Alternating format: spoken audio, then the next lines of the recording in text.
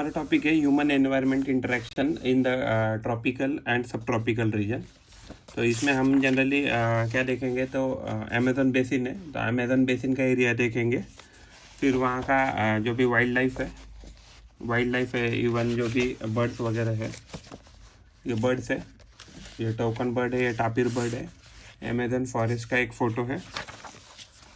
उसके बाद कैसे कैसे धीरे धीरे करके जो जंगल है अमेज़न का कम हो रहा है, तो उसके बारे में चर्चा करेंगे। और फिर उसके बारे में हम देखेंगे जो गंगा ब्रह्मपुत्र बेसिन का जो रीजन है, तो वो देखेंगे।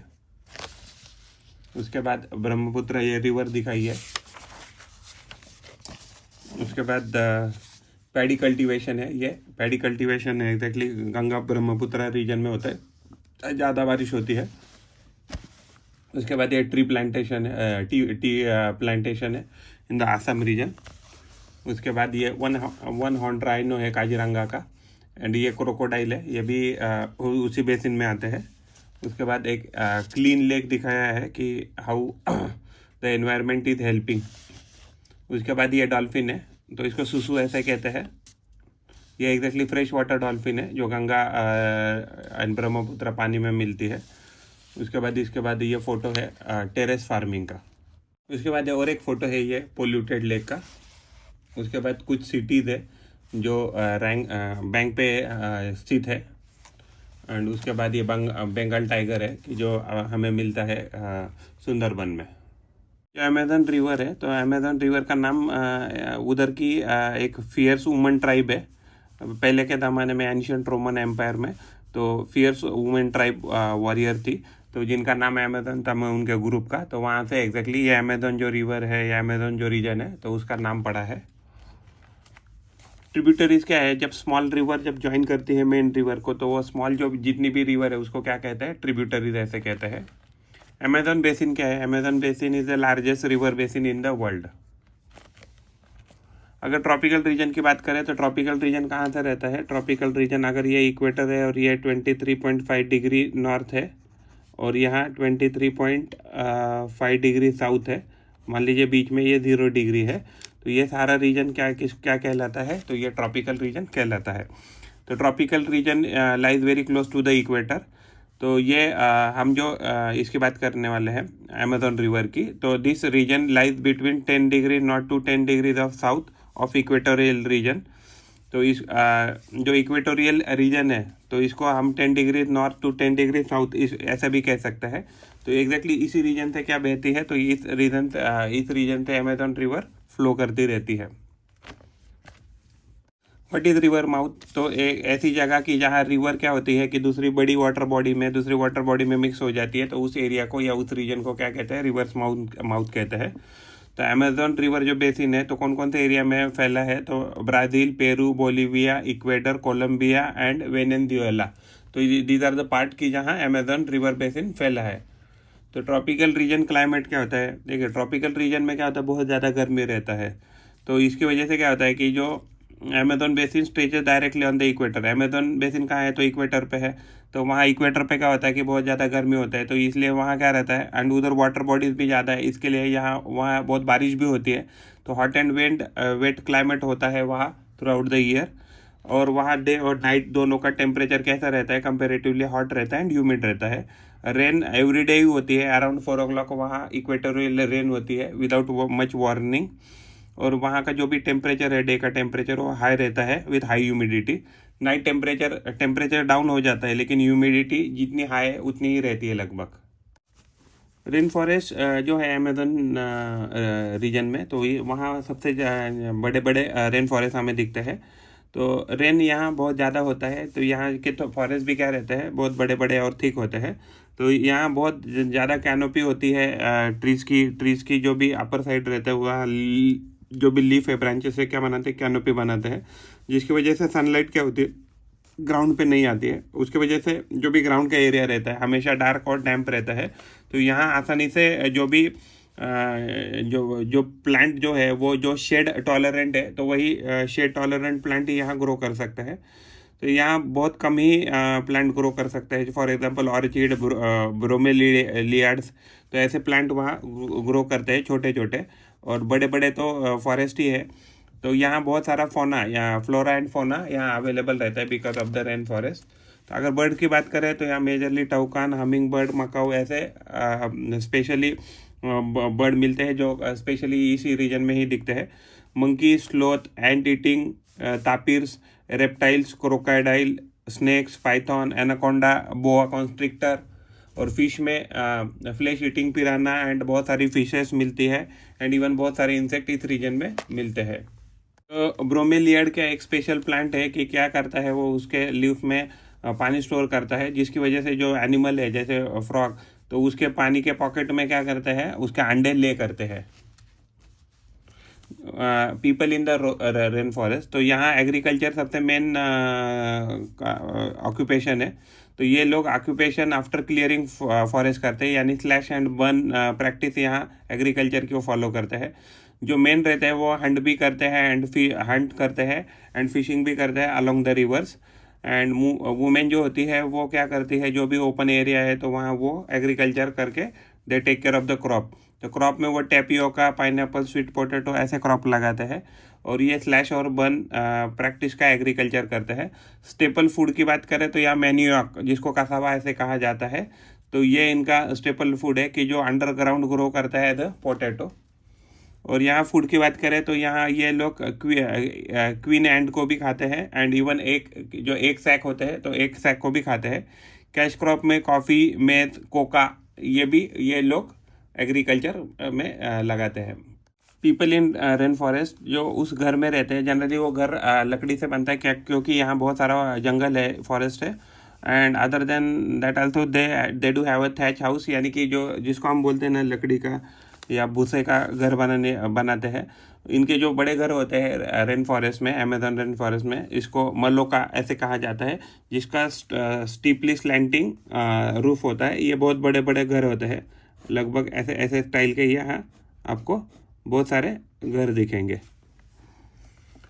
Life in Ganga Brahmaputra basin, तो ये tributaries of Ganga and Brahmaputra, ये रिवर की ट्रिब्यूटरीज और ये दोनों रिवर ये सब मिलके क्या बनाती है, गंगा ब्रह्मपुत्र बेसिन बनाती है इंडियन सब कॉन्टिनेंट में। इसका जो रीजन है ये सब ट्रॉपिकल रीजन में आता है, जो 10 degree north to 10 degree of north of latitude में आता है इंडिया में, इंडिया एंड इंडियन पार्ट में, तो इंडियन सब कॉन्टिनेंट कह सकते हैं। तो ट्रिब्यूटरी ऑफ जो गंगा है तो उसमें है घाघरा, सोन, चंबल, गंडक, कोसी, ये मेन ट्रिब्यूटरीज है, one of the main tributaries of the Ganga है। तो plain of the Ganga and Brahmaputra, the mountain and the foothill of the Himalaya and Sundarban delta, यानी कि कौन कौन से region, plain of Ganga and Brahmaputra, mountain and the foothill of the Himalaya and Sundarban delta, ये 3 region है। ये मेन फीचर है ऑफ दिस रीजन और बेसिन। ये एरिया जो है वो मानसून क्लाइमेट से डोमिनेटेड है, यानी यहाँ बहुत सारा जो एग्रीकल्चर है या क्रॉप है या जो भी लाइफस्टाइल है that is impacted by the monsoon climate. तो यहाँ जो मानसून रेन होती है यहाँ मिड जून से मिड सितंबर तक आती है। तो यहाँ समर के जो होते हैं इस रीजन के जो समर से वो हॉट रहते हैं, विंटर्स क्या रहते हैं, कोल्ड रहते हैं। सॉइल यहाँ बहुत फर्टाइल होती है बिकॉज एल्यूवियल सॉइल होने के कारण यहाँ बहुत फर्टिलिटी ज़्यादा है। तो एग्रीकल्चर यहाँ का मेन ऑक्यूपेशन है। अगर प्लेन की बात करें तो यहाँ बहुत ज़्यादा आपको डेंसिटी मिलेगा पॉपुलेशन का, एंड अगर माउंटेन पे जाएंगे तो वही डेंसिटी बहुत कम हो जाता है। तो क्रॉप जो है जहाँ बारिश बहुत ज़्यादा होती है, यानी पैडी यानी राइस होता है यहाँ मेन क्रॉप।